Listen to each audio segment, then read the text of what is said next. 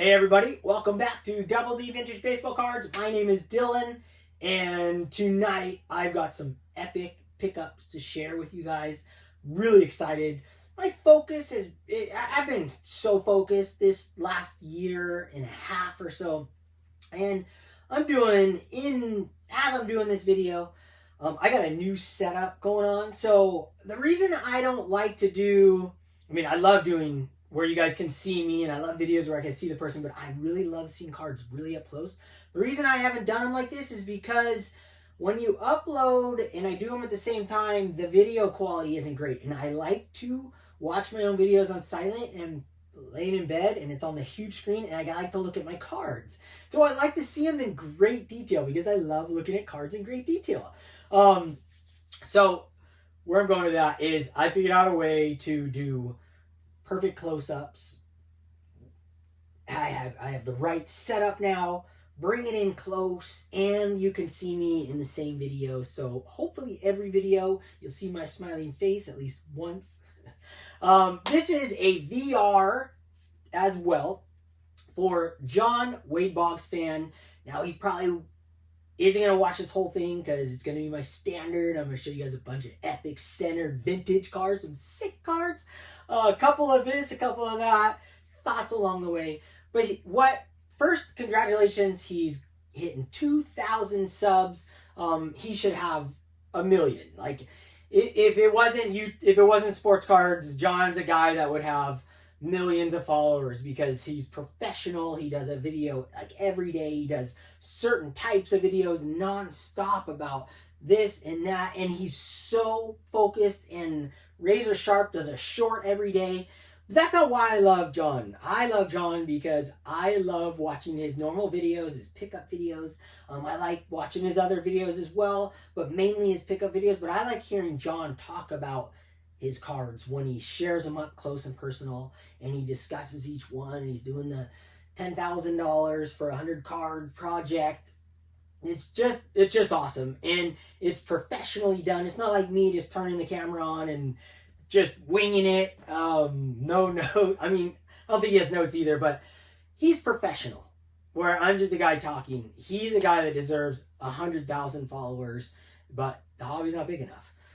So love the guy too. I met him in the flesh last national. I hope to get to talk to him more this coming national. It's just last year was my first one, so it's like just no time to do anything. It was just this year I'm gonna be relaxed, comfortable, and just really stoked to be there. So he wants us to talk about what we've learned on YouTube, and I've learned a lot. We just learn. Check number one is make sure you're filming while you're filming. Yep, still going. That's a lesson. But in all honesty, my collection is 90% different than it started before YouTube. But it's the same cards. They're just different versions of the same card. So a lot of people think I'm crazy, but I think what I did was really scary, and it took a lot of courage for me to sell certain cards that I've had for my entire life. Adult life, for 20, 25, 30 years, these awesome vintage cards. Sell them to buy the exact same card again when it shows up, but centered. And more importantly than even that, just a spectacular eye appeal all around. Before I was just buying sevens, sight unseen, for like 10 years, sight unseen on the pit, and eBay as along with that. It's just like literally, I just PSA 7, I type in, look for the cheapest one. All right, good, boom. I was always in the image, so I'm like, oh, he's the image, got to be good in sharp corners. But I wasn't, I knew centering, but I didn't focus 100% on the centering, nor did I know if centering was more expensive back then than non-centered cards. I had no idea because I wasn't hunting it down then. I was just hunting sevens because they looked packed fresh, because I sent a card in when I was younger and it came back a 7. I thought it looked like a 10, it looked like it came out of a pack. And now I realize a centered card is more rare, way harder to find, and they just look more beautiful. They look perfect. I know cards came out of the pack off-centered. I get that.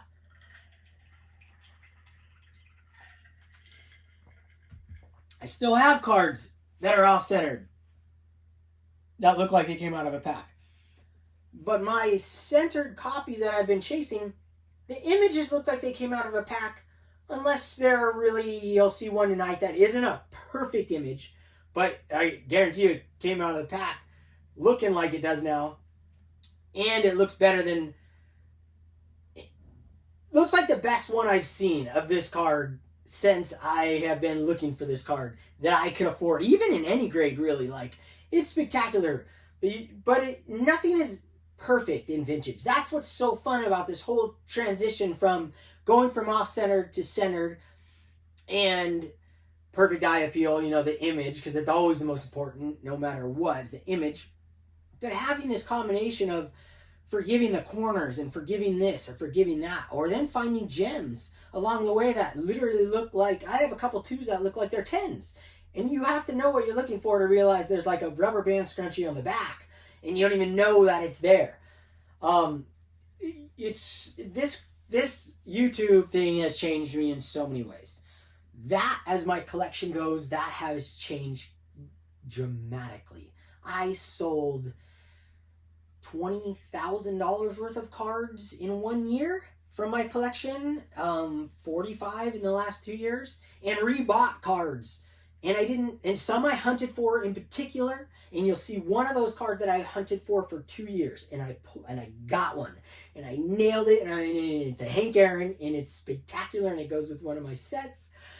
Just a card I've never had, but one that I have hunted for, centered, and good eye appeal since that day. I have learned to be patient and not just accumulate. Whereas before, when I'm collecting vintage in the past, I just wanted every card. I wanted all the cards. I wanted everything. I'd see one, I'd just find one I'd like, and I'd be like, yes, I'm going for it. Yeah, sick, got it. Now, I realize there's so many Topps cards, and after selling all those cards, I had this big bundle of money to spend on cards, because it went straight back into cards. I could hunt for in particular ones that I've always wanted or really wanted back. And then I could also narrow my focus on certain things, as far as like, is it going to hit my MVP run that you'll see, the 75 Topps that I've been working on my whole life? Is it going to hit those cards on there?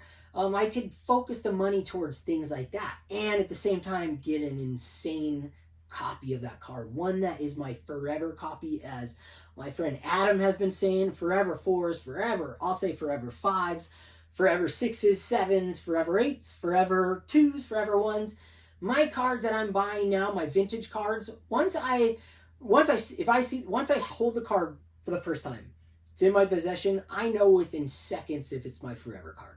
I have purchased a lot of cards over the last 2 years during this transition that I have been reselling, and I have a huge bundle, about 100 graded vintage cards that I keep narrowing down. And as I'm finding, which has been fun, is I've been selling those cards off, and even a lot of them I paid during, when the card prices were higher. I'm still getting what I paid, most of the time more, because I went for that centered copy. Sometimes a lot more, because I went for that centered copy. But then to my eye now, as I'm getting more in tune with centering and getting the image proper and hitting all these little targets that I have changed a lot of ways. Or I was in, when I bought this Hank Aaron, I wanted 0 creases. That was my goal. No creases.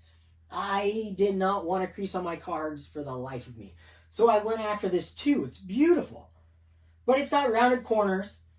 I just don't like the baggie that the PSA put it in, but the card itself is beautiful, but it has rounded corners. And don't get me wrong, I love that card. But if I were to go after one today, I would go after one like Adam Vintage Sanctuary has, where, I mean, I don't even think there's a crease or wrinkle in his, but I would assume there has to be some sort of there's some sort of something. I would go for some sort of something with a little more sharp corners, because the two next to it, Willie Mays, a little sharper. No creases. I think the image is better on this one, a little better color, but I've morphed that too. I'm okay with some wrinkles. I'm okay with some creases. Give me that vibrant image, and I want a nice back that is legible. I have not yet bought a card that has missing on the back. No card stock loss in my card collection yet. I haven't passed that hurdle. I probably will at some point on certain cards. I've learned a lot of things on YouTube and just building this collection. So I'm going to take you guys in on some pickups and talk about what I've learned along the way in this YouTube endeavor. Like, just me sharing myself and my collection with you guys. A lot of guys will think that, like John 3 Days Kid just touched on it. Some guys think that us channels who are just showing our cards off, we're showing our cards off like we're like tooting our horn. You know what? I'm sure there's some guys that are tooting their horn when they're sharing their collection. When I'm sharing my collection, I'm sharing my collection because I want to take you guys on the journey with me. I'm not trying to toot my horn and show you guys that I got this Hank Aaron rookie card or this killer in 75. No, I want to take you on the journey with me. I've been able to rebuild my whole collection, so I have so many cards you guys have never seen, and for me to share them with friends. That's the whole point. It's like having my best friend come over. Dude, look at this card I got. It's so sick. No, look at this card because it costs $700. Now, I tell you guys prices on cards because it's knowledge. The more you know. And that's why I tell you guys that. Because if someone's telling prices on their channel, get your brain spinning. Oh my gosh, I can afford that. I have a pickup here that I was so inspired by Paul and Leah from Fast Breaks and Breakfast that I went instantly on eBay and I was like, oh my gosh, I gotta find the copy for me. And I found a sick Walter Johnson, and I'm gonna share that with you guys. That's the type of things that I'm not sharing because I'm bragging I got this card. No, money can buy you anything. Money can buy you a sick collection. It's not about how incredibly high grade collection you have or how incredible your collection is of value. Whether I love value. To me, it's incredible, but it's not why I share my collection. I share my collection because I want you guys to appreciate the process of collecting and appreciate how I'm building my collection, and my fun is sharing my collection with friends. Otherwise, my collection would have just been accumulating and not taking it into these unique corners and displaying cards the way I do and talk about cards the way I do because of YouTube. So let's dive in, take you guys up close and personal with some pickups, just stories about my baseball cards. Really excited. Okay, so we'll see if this works right here. And I just got some coasters made. Oh my gosh, so excited.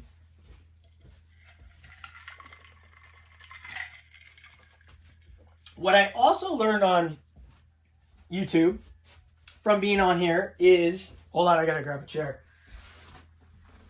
I love giving cards away. I didn't realize I would ever like to give cards away, but I have been a receiver of so many great gifts in cards and others, and I have been giving some cards away over the years and having a good time with it. And I have piles of cards for people in particular at the National, and I have a secret mission I got going on that I'm going to share with you guys soon that is a big giveaway. And I'm really excited with my slabs. So hopefully I can get like 50 of my slabs out there for free to friends and things like that. I have realized I love doing that stuff. All right, here we go. Close up and personal. Look at this. Look at this little setup here. Bingo. Okay, so I'm going to do like more things like Terry, like Shoebox. Got two guys that I really learned how to enjoy my cards in a certain way. Terry TJ Maxx vintage cards and nostalgia. He has been an inspiration to me personally, watching him build his collection and share how he displays his cards. And he just recently shared this card here he picked up. And I had this already, and this goes with my MVP. Put this over here.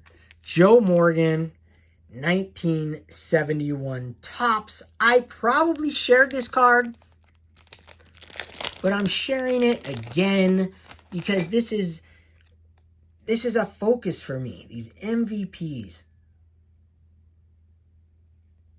And now with my own slabs, I mean, I never would have known about these insane slabs if it wasn't for YouTube.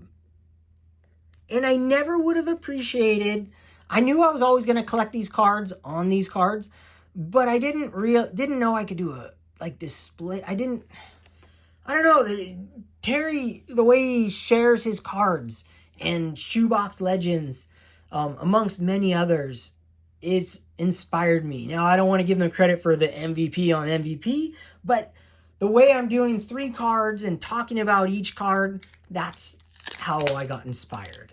And I have bought many cards within my collection because of the inspiration from fellow YouTubers. And I got this Vita Blue autographed 71 Topps.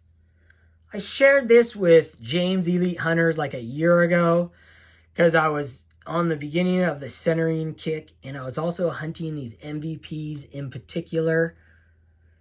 And I was like, the image was so bad, it was all like, it looked like all washed out, couldn't tell what it was like.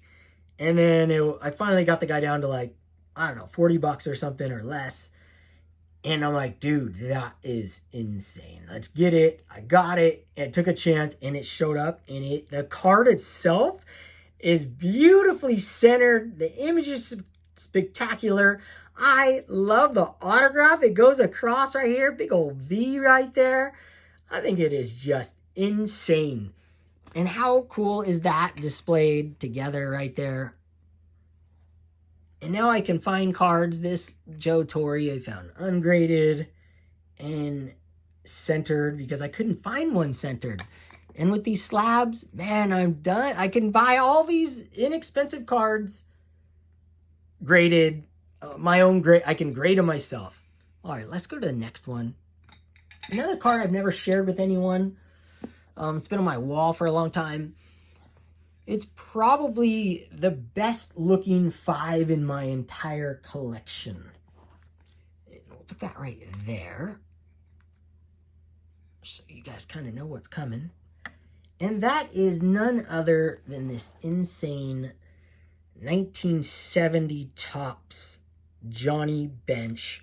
I think it's one of Johnny Bench's best looking cards. I would put the 69 and 70 in number 2 position. I know a lot of people might put 76, but I'm a sucker for these poses right here. And the vintage look on this 70 Topps. Look at the centering. Now, if you've ever hunted for a centered 1970 Topps card, the key is to look up PSA 10s before you hunt down centered cards so you know what centering is, because centering has to be here and here as well. So this matches and this matches.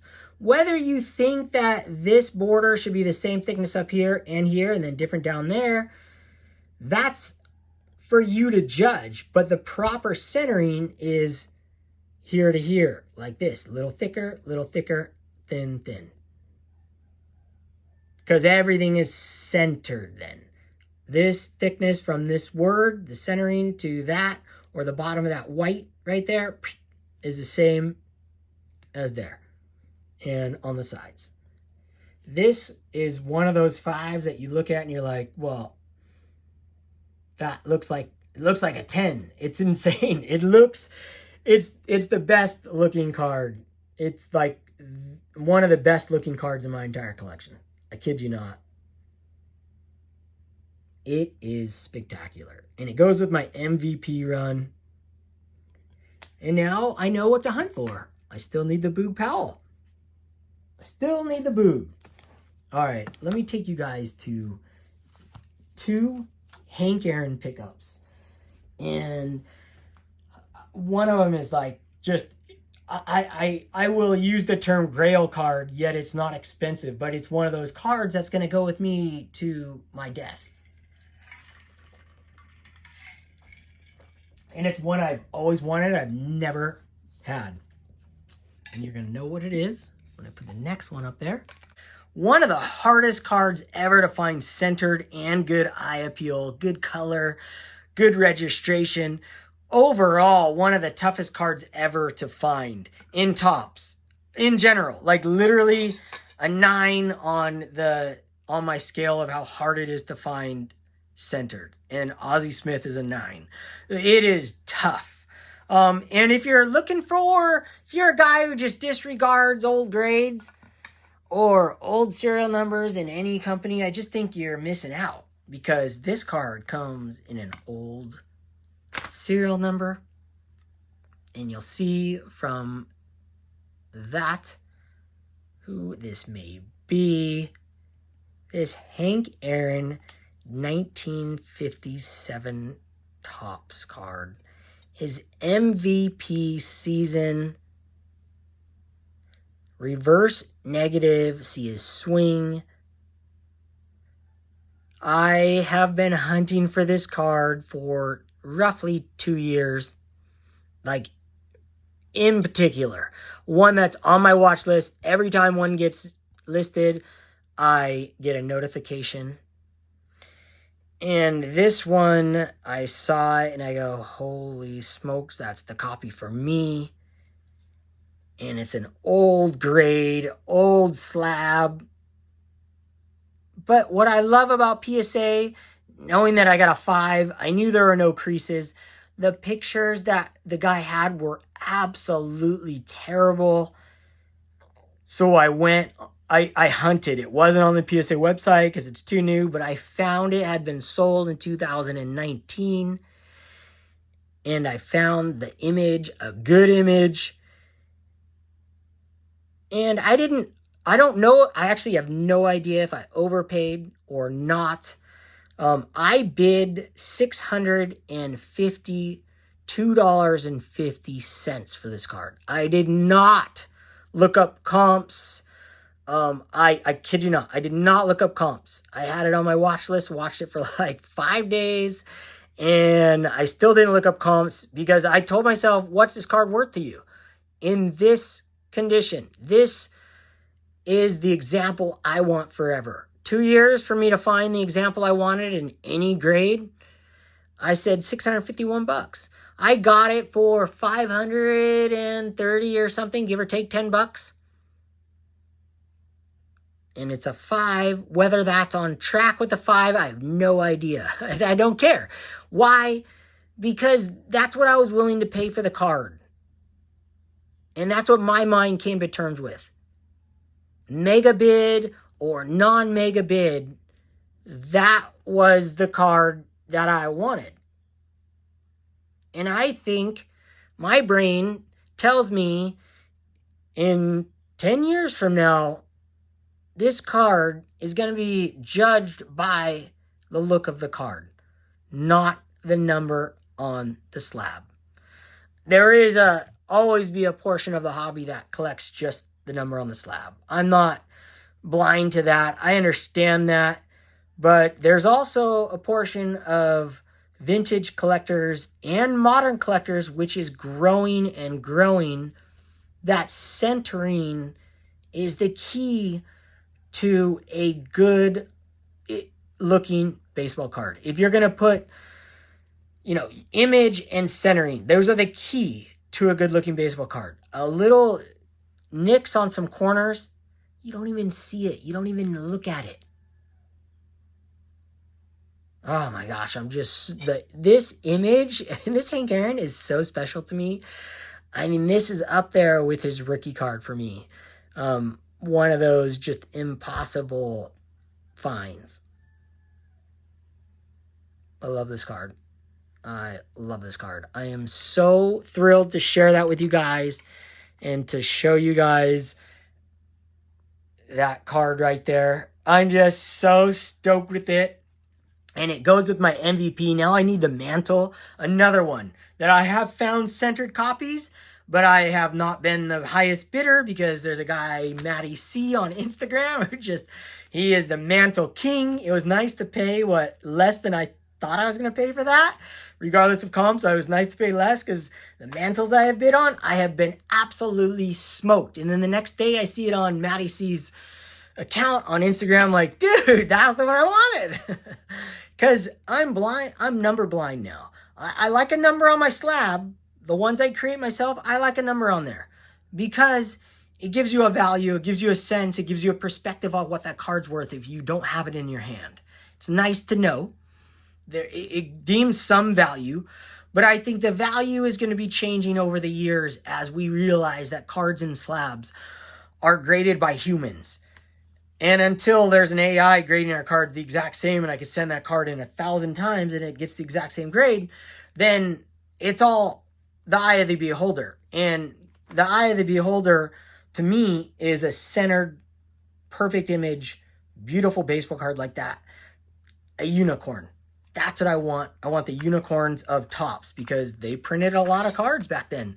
Maybe not in the 50s as much as the 70s. 70s, they printed millions. The number means absolutely nothing in the 70s. Like you could buy a 9 and I just feel like it's just going to go down in value over time because there's just endless 70s cards. Whereas this, there's always going to be, a number's always going to be attached to value in some way. But I think the older we get, the cards themselves, and the more knowledge that's spread, which is spreading faster and faster every day in this world, vintage cards that are centered and have good eye appeal are going to be the cards that are collected in the future by us mere mortals. If you can't afford a 10, you're going to go for a card that looks like this. For a fraction of a 9 or 8, that's most likely diamond cut. 9 times out of 10, the 9 or the 8 or 9 in that is going to be diamond cut. 9 times out of 10, probably 10. I mean, just go look for it.